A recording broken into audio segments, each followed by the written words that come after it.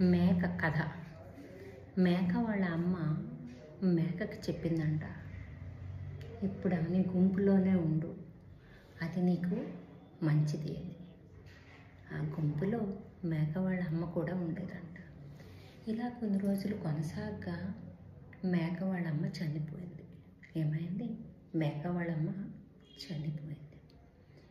చనిపోగా ఒకరోజు మేకకి కాపలాదారైన యజమాని ఆ మేక పిల్లకి బలి ఇవ్వడానికి తీసుకెళ్ళాడు.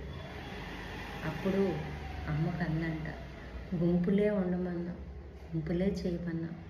ఎవరైతే తిండి పెట్టారో, ఎవరైతే నీళ్ళు ఇచ్చారో వాళ్ళే మనకి చంపబోతున్నారు, చచ్చిపోతున్నాం. అయితే అప్పుడు ఇందులో నీతివాక్యం ఏంటి తెలుసా?